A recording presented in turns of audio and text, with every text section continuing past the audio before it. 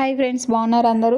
ఇదైతే ఒక అక్క యూట్యూబ్ ఛానల్లో చూసాను. నేను same as it is follow అయ్యాను. చాలా బాగా వచ్చింది. మీకు కూడా ఎవరికైనా నచ్చితే ఇలా ట్రై చేయండి. నేనైతే 2 ఓరియో ప్యాకెట్స్ తీసుకున్నాను, ఓరియో బిస్కెట్స్. అవి పిల్లలకి అయితే హెల్త్కి అంత మంచిది కాదని తెలుసు నాకు కూడా.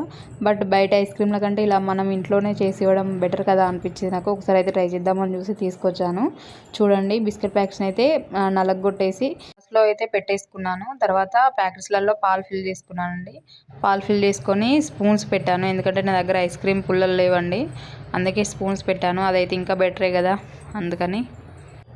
నేను చేసేటప్పుడు అయితే ఎలా వస్తుందో ఏంటో అనుకున్నాను, కానీ చేశాకైతే చాలా బాగా అనిపించింది. మంచిగానే వచ్చింది, టేస్ట్ కూడా బాగుంది. నేను కూడా కొంచెం తిని చూసాను. చూడండి, ఫ్రిడ్జ్లో అయితే పెట్టేశాను. ఈరోజు మార్నింగ్ పెడితే ఈవినింగ్ తీసేయచ్చు, ఈవినింగ్ పెడితే డే ఆఫ్టర్ మార్నింగ్ తీసేయచ్చు. చూడండి ఇంత గడ్డలాగా అయిపోయిందో. వీలైతే మీరు కూడా ఒకసారి ట్రై చేయండి.